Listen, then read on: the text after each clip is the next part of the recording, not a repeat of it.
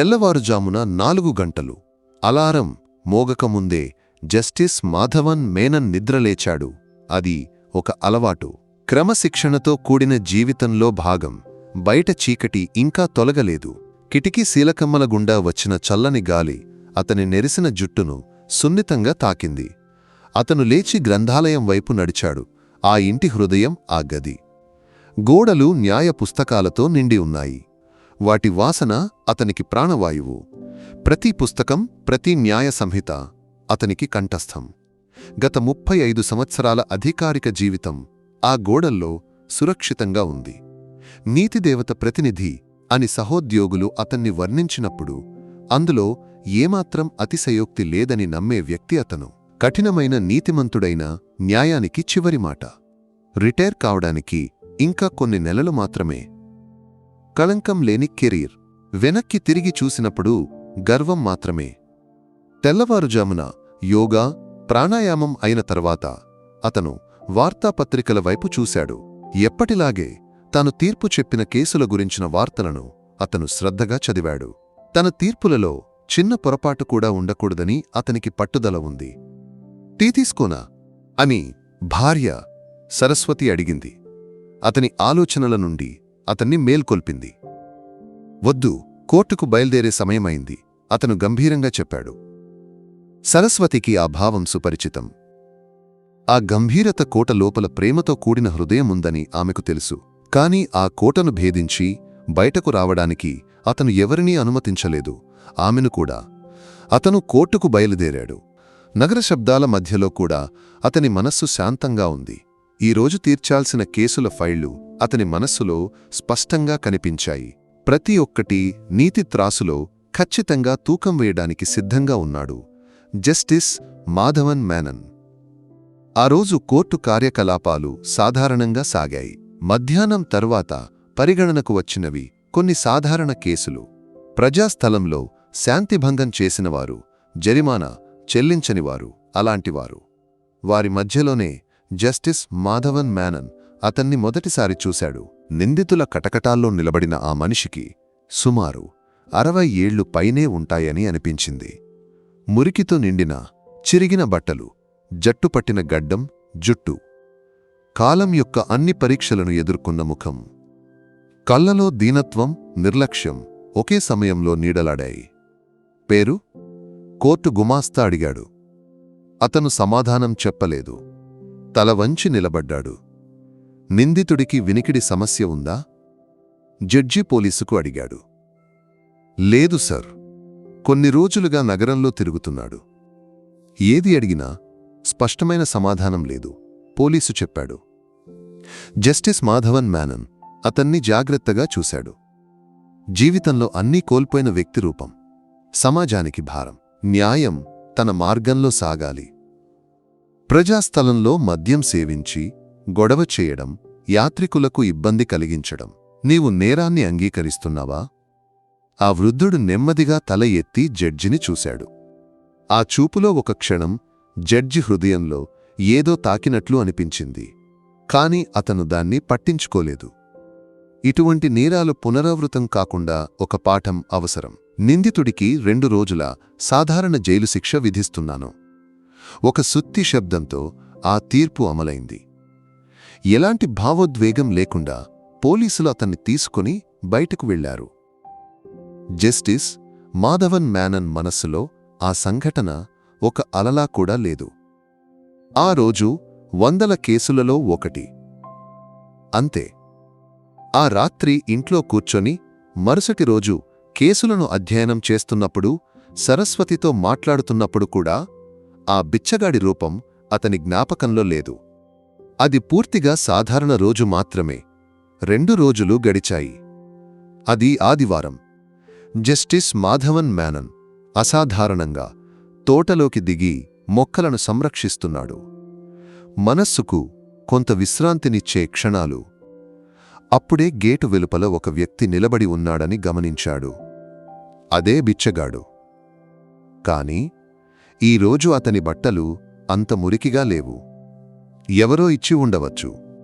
2 రోజుల జైలు వాసం అతనిలో ఎలాంటి మార్పు తీసుకురాలేదని అనిపించింది. జడ్జి అతన్ని విస్మరించడానికి ప్రయత్నించాడు. కాని అతను అక్కడే నిలబడ్డాడు. బిచ్చమడిగే లక్షణం కనిపించలేదు. గేటు యొక్క కమ్మీలను పట్టుకుని లోపలికి చూస్తూ నిలబడి ఉన్నాడు. కొంత సమయం తరువాత అతనికి అసౌకర్యంగా అనిపించింది. అతను గేటువైపు నడిచాడు. ఏమిటి నీకు కావాలి? ఇక్కడ బిచ్చమిచ్చే సౌకర్యం లేదు. గొంతులో సాధారణ గంభీరత నిండింది. ఆ మనిషి భయపడలేదు. బదులుగా శాంతంగా అతన్ని చూశాడు. నాకు బిచ్చం ఏమీ వద్దు సార్. మరి ఇక్కడ ఎందుకు వచ్చి నిలబడ్డావు? పోలీసులను పిలవాలా? ఒకసారి చూసి వెళ్లడానికి వచ్చాను. అతని గొంతు సన్నగా ఉంది. జస్టిస్ మాధవన్ మేనన్కు కోపం వచ్చింది. నన్ను చూడ్డానికి ఎందుకు? నీకు నన్ను తెలుసా? ఆ ప్రశ్నే అది. దాని సమాధానం ఒక పిడుగులాంటిది అతని చెవుల్లో పడింది. ఆ వృద్ధుడు నెమ్మదిగా చెప్పాడు, సార్కు నన్ను గుర్తు ఉండకపోవచ్చు. కాని నాకు సార్ను గుర్తు ఉంది. 20 సంవత్సరాల క్రితం 1995 కేసు నంబర్ 302 కల్లూర్ ఆలయ విగ్రహ దొంగతనం కేసు. ప్రతిమాట జస్టిస్ మాధవన్ మేనన్ హృదయంలో గుచ్చుకుంది. అతని జ్ఞాపకాల పుటలు వేగంగా వెనక్కి తిరిగాయి.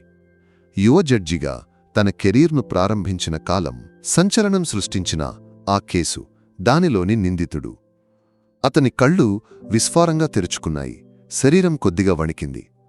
నమ్మశక్యం కాని దృశ్యంతో అతను ముందు నిలబడిన రూపాన్ని పైనుండి క్రింది వరకు చూశాడు. కాలం చెరిపేసిన ఆ ముఖం జ్ఞాపకాల మూలల్లో ఎక్కడో స్పష్టమవుతోంది. రాఘవన్. అతని పెదవులు అనుకోకుండా గొణిగాయి. ఆ వృద్ధుడి కళ్ళు నీటితో నిండాయి. ఒక చిరునవ్వు తెచ్చే ప్రయత్నం చేశాడు, కాని అది కన్నీటిగా మారింది. అవును సార్. అప్పుడు ఆ కుర్చీలో కూర్చొని నా జీవితాన్ని నాశనం చేసిన సార్ను ఒకసారి చూడడానికి వచ్చాను. జస్టిస్ మాధవన్ మేనన్ నీరసించిపోయాడు. ప్రపంచం తలక్రిందులైనట్లు అనిపించింది. అతను గేటు కమ్మీలను గట్టిగా పట్టుకున్నాడు. కాళ్ల క్రింద నేల కదిలిపోతోంది. నీతి కోట యొక్క పునాదులు కదిలిపోతున్నాయి. ఆ రాత్రి జస్టిస్ మాధవన్ మేనన్కు నిద్రపట్టలేదు. రాఘవన్ ముఖం, మాటలు అతని మనస్సులో పదే పదే వచ్చాయి. అతను గ్రంథాలయానికి చేరుకున్నాడు. వణుకుతున్న చేతులతో పాత ఫైళ్లను ఉంచిన అల్మారాను తెరిచాడు. దుమ్ముపట్టిన ఆ పాత ఫైలును అతను బయటకు తీశాడు.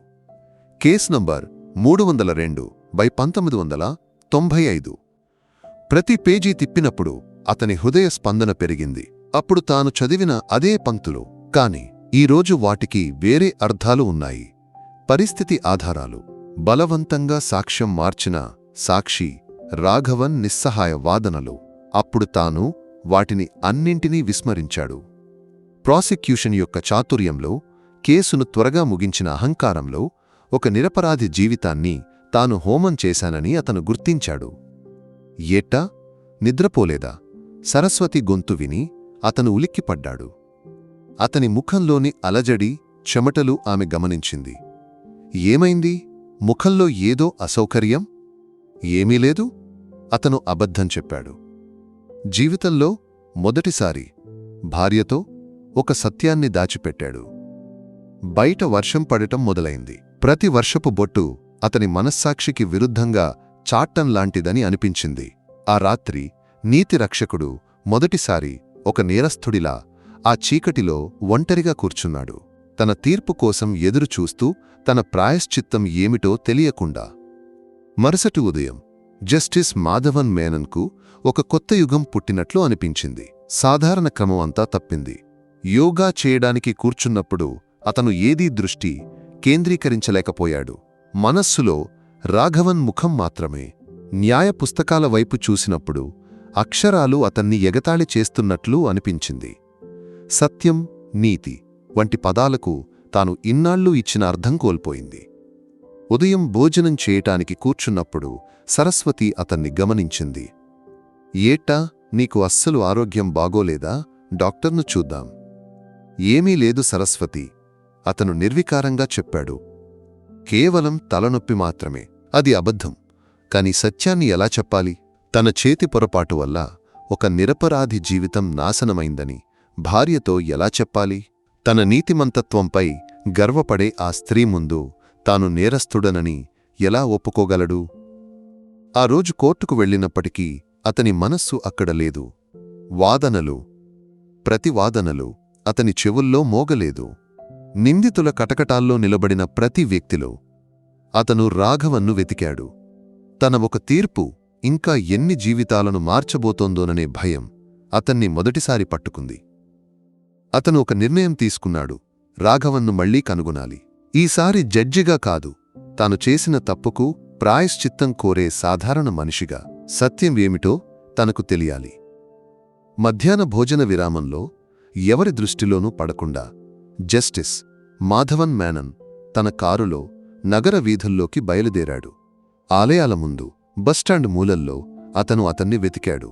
చివరకు ఒక పెద్ద ఆలమరం క్రింద శూన్యతలోకి చూస్తూ కూర్చున్న రాఘవన్ను అతను కనుగొన్నాడు. అతను కారును ఒత్తి రాఘవన్ దగ్గరకు నడిచాడు. జడ్జిని చూసినప్పుడు రాఘవన్ లేవడానికి ప్రయత్నించాడు. వద్దు, కూర్చో, మాధవన్ మేనన్ అతని భుజంపై చేయి వేసి చెప్పాడు. గొంతు ఆర్ద్రంగా ఉంది. అతను రాఘవన్ పక్కన కూర్చున్నాడు. చుట్టూ ఉన్న ప్రపంచం వారిని గమనించినట్లు అనిపించలేదు. రాఘవన్, నాకు మాట్లాడాలి. రాఘవన్ ఏమీ మాట్లాడలేదు. అతని కళ్లలో ప్రశ్నలు లేదా ఫిర్యాదులు లేవు. అన్నీ కోల్పోయినవాడి నిర్వికారత మాత్రమే. అప్పుడు ఏం జరిగింది? రాఘవన్ జీవితం అది ఎలా ఉండేది? జడ్జి అడిగాడు. ఆ ప్రశ్న విన్నప్పుడు సంవత్సరాలుగా మూసివేయబడిన ఒక జ్ఞాపకం యొక్క తలుపు నెమ్మదిగా తెరుచుకుంది. రాఘవన్ కళ్లలో ఒక స్వల్ప జ్యోతి వచ్చింది. అతను మాట్లాడటం మొదలుపెట్టాడు. Flash back. నేనొక శిల్పి సార్. చెక్కపై కొత్త పని నా తండ్రి నాకు నేర్పించాడు. కల్లూర్ గ్రామంలో నాకు ఒక చిన్న పనిముట్టు ఉండేది. నా లక్ష్మి, నా కూతురు గౌరీ, అవే నా ప్రపంచం. రాఘవన్ జ్ఞాపకాలలో ఆ పాత గ్రామం స్పష్టమైంది. నది ఒడ్డున ఉన్న చిన్న ఇల్లు, మామిడి చెట్టు క్రింద కూర్చొని చెక్కలో రూపాలను కొత్తుకునే రాఘవన్, ఆడుకుంటూ నవ్వుకుంటూ చుట్టూ తిరిగే చిన్న కూతురు గౌరీ, ప్రేమతో టీ తెచ్చే భార్య లక్ష్మి, సంతోషం యొక్క రంగులతో నిండిన చిన్న కుటుంబ చిత్రం. ఆలయంలో ఉత్సవం కోసం కొత్త రథం తయారుచేసే పని నాకు దొరికింది.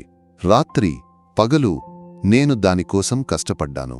నా జీవితంలో అతిపెద్ద అదృష్టంగా నేను దాన్ని చూశాను.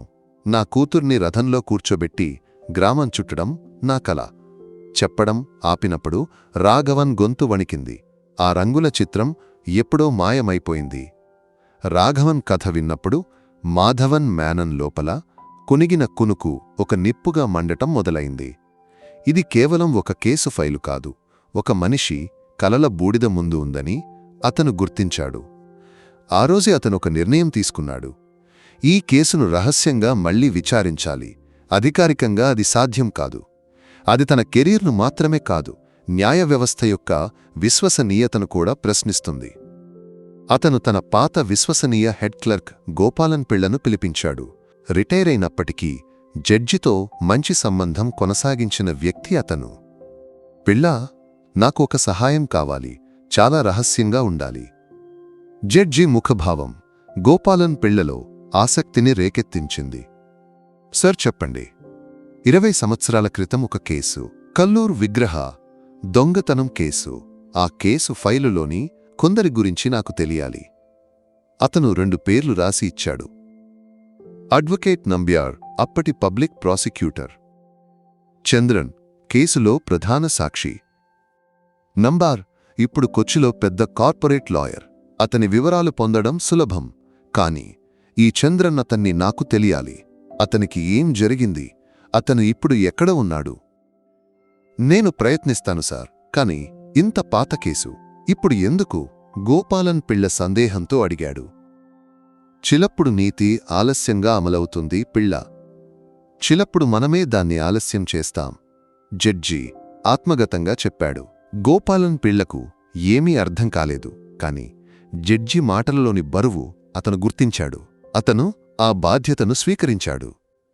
గ్రంథాలయంలోని చల్లని వాతావరణంలో కూర్చొని మాధవన్ మేనన్ మళ్లీ ఆ ఫైలులోని అరెస్టు వివరాలను చదివాడు. పోలీసు రిపోర్టు, ఆ ఫైల్లోని ప్రతి మాట ఇప్పుడు అతనికి విషం పూసినట్లు అనిపించింది.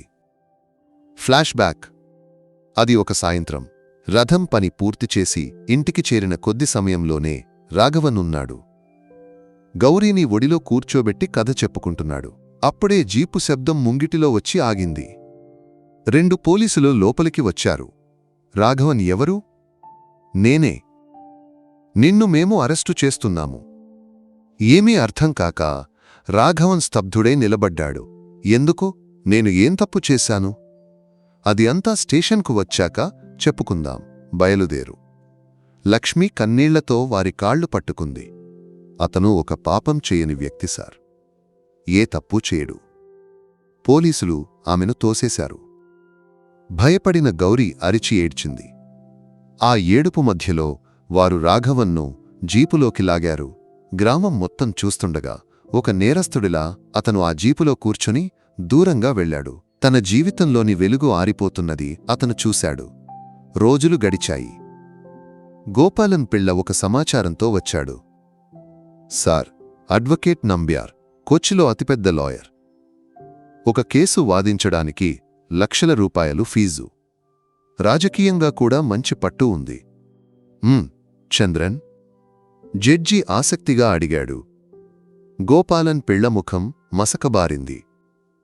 సార్, ఆ గ్రామంలో నేను విచారించాను. కేసు ముగిసిన కొన్ని నెలల్లో చంద్రన్ గ్రామం విడిచి వెళ్ళిపోయాడు. చాలా డబ్బు వచ్చిందని ముంబైకి వెళ్లాడని కొందరు చెప్పారు. కాని ఆ తర్వాత అతని గురించి ఎవరికీ ఏమీ తెలియదు. కొందరు అతను బతికిలేడని చెప్పారు. జస్టిస్ మాధవన్ మీనన్ కథ. ఆ సమాచారం జస్టిస్ మాధవన్ మీనన్ యొక్క అనుమానాలను మరింత పెంచింది. ఒక సాధారణ సాక్షి ఎందుకు ఊరు వదిలి వెళ్ళాలి? అతన్ని ఎవరైనా బెదిరించారా, లేక డబ్బు ఇచ్చి ఒడిగట్టారా? అతను నిర్ణయించాడు, తానే స్వయంగా కల్లూరుకు వెళ్ళాలి. వేషం మార్చి ఒక సామాన్యుడిగా. రాఘవన్ యొక్క గతం యొక్క మూలాలు ఆ నేలలో ఉన్నాయి. సత్యం యొక్క కొన్ని సూచనలు కూడా బహుశా అక్కడే ఉండవచ్చు. మరుసటి రోజు ఎవరికీ చెప్పకుండా ఒక పాత ఆలయాన్ని సందర్శించడానికి అని సాకు చెప్పి జస్టిస్ మాధవన్ మీనన్ కల్లూర్ అనే గ్రామానికి బయలుదేరాడు. అది తన గతాన్ని సరిదిద్దడానికి ఒక యాత్ర యొక్క ప్రారంభం. కల్లూర్ గ్రామం పెద్దగా మారలేదు. 20 సంవత్సరాలు కొన్ని కొత్త భవనాలనిచ్చినప్పటికీ గ్రామం యొక్క ఆత్మ ఇంకా పాతదిగానే ఉంది. జస్టిస్ మాధవన్ మీనన్ ఒక చరిత్ర విద్యార్థిలా వేషం మార్చి కల్లూర్ ఆలయం వైపు నడిచాడు. రథం తయారీ జరిగిన ఆ పాతశాలను కూల్చివేశారు. ఆలయంలో కొత్త శిల్పాలు కనిపించాయి. కాని రాఘవన్ చేతులతో తయారైన శిల్పాల యొక్క సౌందర్యం వాటికి లేదు. అతను ఆలయంలోని వృద్ధ శాంతికారుడితో సంభాషణలో పాల్గొన్నాడు. పాత కేసు గురించి అధ్యయనం చేయడానికి వచ్చాను. ఇక్కడ ఒక విగ్రహం దొంగతనం జరిగింది సంవత్సరాల క్రితం. శాంతికారుడి ముఖం మసకబారింది. దాన్ని గుర్తు చేయవద్దు సార్. ఈ గ్రామానికి వచ్చిన అతిపెద్ద అపవాదమది. రాఘవన్ లాంటి ఒక పాపం చేయని వ్యక్తి. అతను నేరస్తుడు కాదని మీరు నమ్ముతున్నారా? జడ్జి ఆసక్తిగా అడిగాడు. ఈశ్వరుడికి వ్యతిరేకంగా ఏమీ చెప్పను, కాని రాఘవన్ ఒక చీమను కూడా బాధపెట్టని వ్యక్తి. ఆ చేతులతో దేవుని రూపాన్ని చెక్కడం తప్ప దొంగతనం చేయడం అతనికి తెలియదు. అంతా విధి. అక్కడ నుండి బయటకు వచ్చి అతను గ్రామంలోని పాత టీషాపులో కూర్చున్నాడు. టీషాపు యజమాని వాసుపిళ్ళైకి గ్రామంలోని ప్రతిస్పందన తెలుసు. పాత విషయాలను సంభాషణలో అడిగినప్పుడు అతనికి కూడా రాఘవన్ యొక్క మంచితనం గురించి చెప్పడానికి ఉంది. ఆ కేసులో అతన్ని ఇరికించిన సాక్షి చంద్రన్. అతనే అసలు కుట్రదారుడు. కేసు ముగిసిన తర్వాత అతని చేతిలో డబ్బు ఝణఝణలాడింది. ఆ తర్వాత అతను ఇక్కడ నిలవలేదు, ముంబైకి వెళ్ళిపోయాడని విన్నాను. అక్రమ డబ్బు వాసన వస్తే అతన్ని ఈ ప్రాంతంలో ఎవరూ చూడలేరు. ప్రతి మాట జస్టిస్ మాధవన్ మీనన్ యొక్క అనుమానాలను ధృవీకరిస్తూ ఉంది. రాఘవన్ నిర్దోషి, చంద్రన్ అబద్ధపు సాక్ష్యం చెప్పాడు. కాని ఎవరు అతన్ని అలా చెప్పించారు? ఎందుకు? కల్లూరు నుండి తిరిగి వచ్చిన 2 రోజుల తర్వాత ఒక రాత్రి అతని వ్యక్తిగత ఫోన్కు ఒక అపరిచిత నంబర్ నుండి కాల్ వచ్చింది. అతను ఫోన్ తీసుకున్నాడు. మరోవైపు నిశ్శబ్దం. హలో. కొన్ని క్షణాల తరువాత ఒక గరుకైన స్వరం. జడ్జి మాధవన్ మీనన్ కదా? అవును. ఎవరు? పేరులో ఏమీ లేదు. పాత విషయాలను అనవసరంగా తవ్వకండి. నిద్రిస్తున్న వాటిని మేల్కొల్పడానికి ప్రయత్నించవద్దు. మేల్కుంటే కొన్నిసార్లు కాటేయవచ్చు. ఇంట్లో భార్య, కూతురు ఉన్నారు కదా, గుర్తుంచుకోవడం మంచిది. అతను సమాధానం చెప్పే ముందే కాల్ కట్ అయింది. మాధవన్ మీనన్ శరీరం చల్లబడిపోయింది. ఇది బెదిరింపు.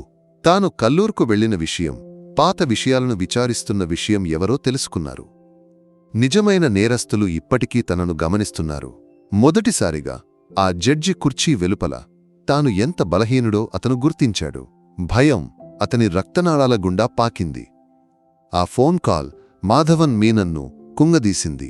రాఘవన్కు న్యాయం అందించాలనే ఉత్సాహం భయానికి దారిచ్చింది. తన కుటుంబం యొక్క భద్రత అతని ముందు అతిపెద్ద ప్రశ్నగా నిలిచింది. ఈ విచారణను ఇక్కడ నిలిపివేయాలా? రాఘవన్కు రహస్యంగా సహాయం చేసి ఈ సత్యాన్ని తనతోనే సమాధిలోకి తీసుకెళ్లాలా? అతని మనస్సు ఒక ధర్మసంకటంలో చిక్కుకుంది. అతని అస్వస్థతను, భయాన్ని సరస్వతి తక్షణం గుర్తించింది. ఆ రాత్రి ఆమె అతన్ని నేరుగా అడిగింది. ఏమిటి ఏటా మిమ్మల్ని బాధపెడుతున్నది? నాతో చెప్పకుండా మీరు ఇలా కుమిలిపోవడం నాకు చూడలేను. నేను కూడా ఈ జీవితంలో ఒక భాగం కదా. ఆమె కళ్లలోని ప్రేమ, ఆందోళన ముందు అతను తట్టుకోలేకపోయాడు. అతను అన్నీ తెరిచి చెప్పాడు. రాఘవన్ కథ, తన తప్పు తీర్పు, ఇప్పుడు వచ్చిన బెదిరింపు అన్నీ విన్న తర్వాత సరస్వతి కళ్ళు నీటితో నిండినప్పటికీ ఆమె ముఖంలో భయం లేదు.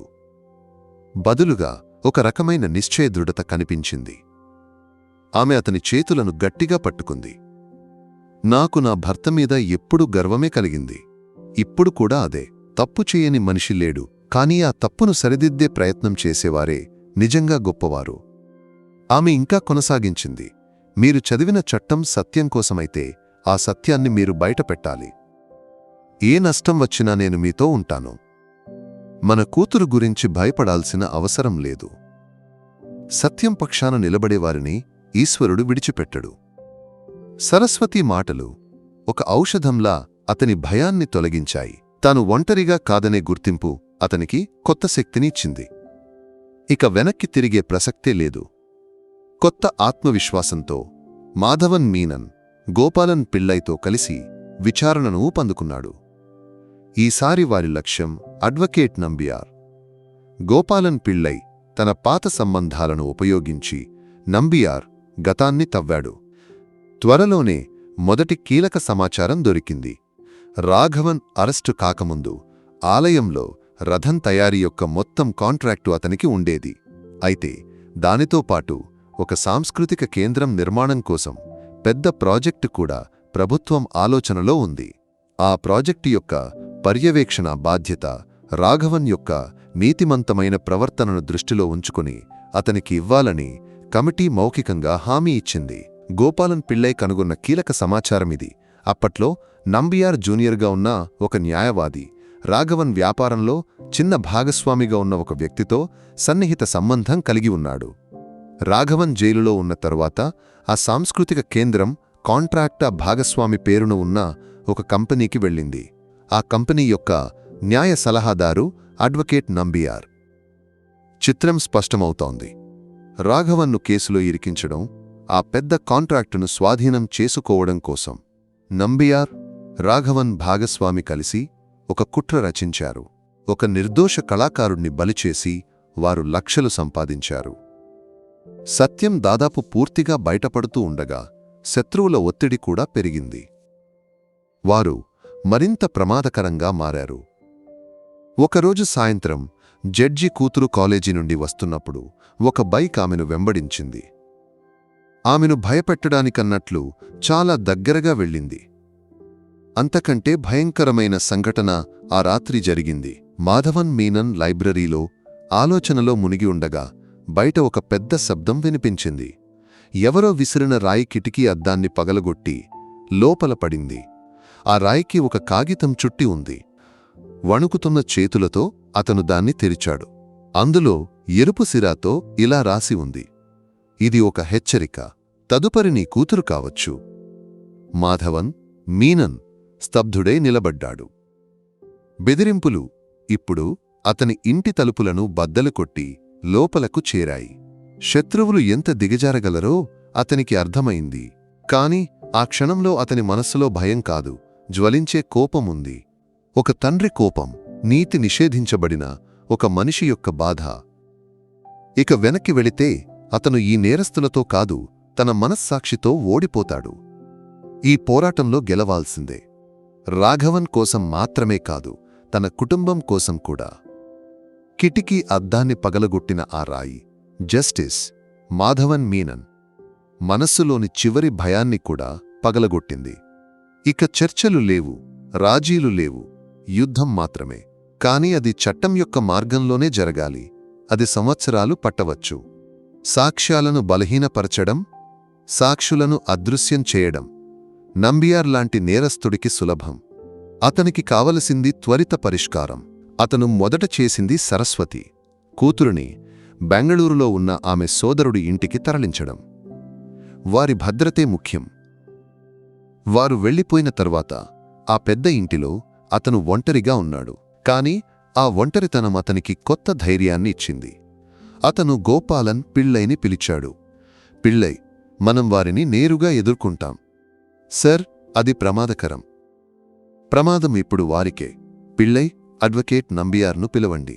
జస్టిస్ మాధవన్ మీనన్ మాట్లాడాలనుకుంటున్నాడని చెప్పండి. కల్లూర్ కేసు గురించి నా చేతిలో అన్ని సాక్ష్యాలు ఉన్నాయని, వాటిని పోలీసులకు అప్పగించే ముందు చివరిసారిగా మాట్లాడాలనుకుంటున్నానని చెప్పండి. అతని భాగస్వామిని కూడా రమ్మనండి. వారు వస్తారు. ఎందుకంటే నా చేతిలో ఏ సాక్ష్యాలు ఉన్నాయో తెలుసుకోవాలనే ఆసక్తి వారికి ఉంటుంది. గోపాలన్ పిళ్ళై జడ్జి సూచనలను అక్షరం ప్రకారం పాటించాడు. భయం, ఆసక్తి కలిసిన స్వరంతో నంబియార్ ఆ కలయికకు అంగీకరించాడు. మరుసటి రోజు సాయంత్రం జడ్జి ఇంటిలో. మరుసటి రోజు సాయంత్రం అడ్వకేట్ నంబియార్, అతని భాగస్వామి అయిన వ్యాపారవేత్త వర్గీస్, జస్టిస్ మాధవన్ మీనన్ ఇంటికి వచ్చారు. వారి ముఖంలో ధైర్యం ఉన్నప్పటికీ లోపల భయం ఉందని మాధవన్ మీనన్కు అర్థమైంది. అతను వారిని తన లైబ్రరీకి ఆహ్వానించాడు. ఒకప్పుడు నీతి గ్రంథాలను ఉంచిన ఆ గదిలో నీతి నిషేధం యొక్క ప్రతీకలు వచ్చి కూర్చున్నాయి. టేబుల్పై ఒక టేప్ రికార్డర్ను గమనించకుండా ఆన్ చేసి ఉంచాడు. మమ్మల్ని ఎందుకు పిలిచారు? నంబియార్ ధిక్కారంతో అడిగాడు. మాధవన్ మీనన్ శాంతంగా ఉన్నాడు. కూర్చోండి. 20 సంవత్సరాల క్రితం మనం ముగించిన ఒక కథను పూర్తి చేయడానికి. అతను మాట్లాడటం ప్రారంభించాడు. కల్లూర్ గ్రామం, రాఘవన్ రథం తయారీ, అనుకోని కాంట్రాక్టు, చంద్రన్ అనే సాక్షి అదృశ్యం. కేసు ముగిసిన తర్వాత వర్గీస్ కంపెనీకి లభించిన కొత్త కాంట్రాక్టు. ప్రతి ఒక్కటి ఒక ముత్యాల హారంలోని ముత్యాలలా అతను కలిపాడు. మీరు ఒక తప్పు చేశారు, నంబియార్ జడ్జి కొనసాగించాడు. రాఘవన్ ఒక సామాన్య శిల్పి మాత్రమేనని మీరు అనుకున్నారు. కాని అతను ఒక కళాకారుడు. ఒక కళాకారుడిని నాశనం చేయవచ్చు, కాని అతని కళను నాశనం చేయలేము. ఆ గ్రామంలోని ప్రతి మనిషి మనస్సులో రాఘవన్ నీతిమంతమైన శిల్పం ఇప్పటికీ ఉంది. వర్గీస్ ముఖం చెమటతో తడిసింది. నంబియార్ నిలబడడానికి ప్రయత్నించాడు. ఇవన్నీ మీ ఊహలు కాదా జడ్జి? ఏ సాక్ష్యముంది? సాక్ష్యం? మాధవన్ మీనన్ నవ్వాడు. సాక్ష్యాన్ని నేను సృష్టించలేదు, కనుగొన్నాను. చంద్రన్ను ముంబైలో కనుగొనడం అంత కష్టం కాదు. మీ బినామీ లావాదేవీల రికార్డులను సేకరించడం కూడా. కాని అన్నింటికంటే పెద్ద సాక్ష్యం ఉంది, మీ ఈ భయం. ఒక నిర్దోషికి నష్టపోయిన 20 సంవత్సరాలు. ఆ మాటలు నంబియార్ ప్రతిరోధాన్ని బద్దలు కొట్టాయి. వర్గీస్ ఏడుస్తూ నేలపై కూర్చున్నాడు. నేను కాదు, నంబియారే అన్నీ ప్లాన్ చేశాడు. నన్ను బెదిరించాడు. అది ఒక నేరాంగీకారం. టేప్ రికార్డర్లోని ఎరుపు లైట్ మిణుక్కుమని ఉంది. మరుసటి రోజు ఉదయం కేరళ ఒక వార్తతో ఉలిక్కిపడింది. జస్టిస్ మాధవన్ మీనన్ ఒక పత్రికా సమావేశం పిలిచాడు. మీడియా ప్రతినిధులు అతని ఇంటి ముందు గుమిగూడారు. కెమెరాల ముందు ఎటువంటి భావభేదం లేకుండా అతను నిలబడ్డాడు. ఈరోజు నేను మీతో ఒక న్యాయాధిపతిగా కాక, తప్పును సరిదిద్దాలనుకునే ఒక సామాన్య మనిషిగా మాట్లాడుతున్నాను. అతను అన్నీ తెరిచి చెప్పాడు. రాఘవన్ కేసు, తన తప్పు, ఆ తర్వాత జరిగిన విచారణ, నంబియార్, వర్గీస్ యొక్క కుట్ర, తన సంభాషణను రికార్డ్ చేసిన టేప్, ఇతర రికార్డులను మీడియా ముందు ఉంచాడు. చివరగా అతను ఇలా అన్నాడు: ఒక నిర్దోషికి నీతి అందించడంలో విఫలమైన నాకు ఈ పదవిలో కొనసాగే యోగ్యత ఏమీ లేదు. నా అధికారిక జీవితంలోని ఈ నల్లటి అధ్యాయానికి నేను కేరళ ప్రజలకు క్షమాపణ చెప్పుకుంటున్నాను. నేను నా రాజీనామా సమర్పిస్తున్నాను. అది ఒక చరిత్రాత్మక క్షణం. తన తప్పును ఒప్పుకుని ఒక న్యాయాధిపతి పదవిని వదిలేస్తున్నాడు. ఆత్మాభిమానం యొక్క గాయాలను స్వీకరించి ఆత్మను శుద్ధి చేసే ఒక చర్య అది. మాధవన్ మీనన్ యొక్క వెల్లడి ఒక తుఫానులా సమాజంలో ఆందోళన కలిగించింది. చట్ట వ్యవస్థ ఉలిక్కిపడి పనిచేసింది. నంబియార్, వర్గీస్ అరెస్టయ్యారు. కేసును మళ్లీ విచారించి రోజుల్లో కోర్టు రాఘవన్ను పూర్తిగా నిర్దోషిగా ప్రకటించింది. కాని మాధవన్ మీనన్ యొక్క దౌత్యం అక్కడితో ముగియలేదు. ఇప్పుడొక సామాన్య పౌరుడిగా అతను తన సంపాదనలో కొంత భాగం తీసుకుని రాఘవన్కు నివాసం కోసం ఒక చిన్న ఇల్లు కొన్నాడు. అయినప్పటికీ రాఘవన్ కళ్లలోని శూన్యత ఇంకా తొలగలేదు. నష్టపోయిన జీవితాన్ని ఎలా తిరిగి ఇవ్వగలం? అతనికి ఒకే ఒక మార్గం ముందుంది: రాఘవన్ కూతురు గౌరిని కనుగొనడం. గోపాలన్ పిళ్ళై సహాయంతో అతను ఆ విచారణను ప్రారంభించాడు. అది సులభమైన దౌత్యం కాదు. సంవత్సరాలు చాలా గడిచిపోయాయి. చివరకు నెలల తరబడి అలసిన తర్వాత వారు ఆమెను కనుగొన్నారు. కోయంబత్తూర్లో ఒక టెక్స్టైల్ మిల్లో పనిచేస్తూ భర్త విడిచిపెట్టి ఒక చిన్న పిల్లతో ఒంటరిగా జీవిస్తున్న స్త్రీగా గౌరి మారిపోయింది. మాధవన్ మీనన్ స్వయంగా వెళ్లి గౌరిని కలిశాడు. మొదట ఆమెకు ఏదీ నమ్మశక్యం కాలేదు. చనిపోయాడని భావించిన తండ్రి బతికి ఉన్నాడనే సత్యం ఆమెను స్తబ్ధను చేసింది. మాధవన్ మీనన్ ఆమెతో అన్ని విషయాలు చెప్పాడు. మరుసటి రోజు అతను గౌరిని, ఆమె పిల్లను తీసుకుని రాఘవన్ దగ్గరకు వచ్చాడు. రాఘవన్ తన కొత్త ఇంటి వసారాలో కూర్చుని ఉన్నాడు. దూరం నుండి వస్తున్న వారిని అతను గమనించాడు. గుండెల్లో నుండి ముందుకు నడిచి వస్తున్న ఆ స్త్రీ రూపాన్ని అతను గుర్తించాడు. కాలం చాలా మార్పులు తెచ్చినప్పటికీ ఒక తండ్రికి తన కూతురిని గుర్తించడానికి ఒక క్షణం చాలు. అమ్మా! గౌరీ! అతని స్వరం గొంతులో ఇరుక్కుపోయింది. నాన్నా అని పిలుస్తూ ఆమె పరిగెత్తి ఆ గుండెల్లోకి వాలిపోయింది. సంవత్సరాలుగా అణచివేసిన కన్నీళ్లు ఆనకట్ట విరిగినట్లు ప్రవహించాయి. తండ్రి కూతురు కౌగిలించుకున్నప్పుడు కాలం మాయం చేసిన గాయాలు ఆరడం ప్రారంభమైంది. మాధవన్ మీనన్ దూరంగా నిలబడి ఆ దృశ్యాన్ని చూశాడు. అతని కళ్ళు కూడా నీటితో నిండాయి. కొంతసేపటి తరువాత రాఘవన్ అతని దగ్గరకు వచ్చాడు. అతని కళ్లలో ఇప్పుడు ఆ పాత శూన్యత లేదు. బదులుగా కృతజ్ఞతతో తడిసిన ఒక భావం ఉంది. సర్, అతనికి మాటలు రాలేదు. నేనేమీ చెయ్యలేదు రాఘవ. నా ఒక రుణం, అది తీర్చాను అంతే, మాధవన్ మీనన్ చెప్పాడు. రాఘవన్ అతని చేతులు పట్టుకున్నాడు. సర్, మీరు నా జీవితాన్ని తిరిగి ఇవ్వలేదు, కాని జీవించడానికి ఒక కారణాన్ని ఇచ్చారు. ఆ మాటలు మాధవన్ మీనన్కు చాలు. అతను కోల్పోయింది ఒక పదవి, స్థానం, కాని తిరిగి పొందినది ఆత్మ యొక్క వెలుగు. నీతి గ్రంథాలలో రాసిన వేల తీర్పుల కంటే గొప్పది సరిదిద్దిన ఆ ఒక్క జీవితం.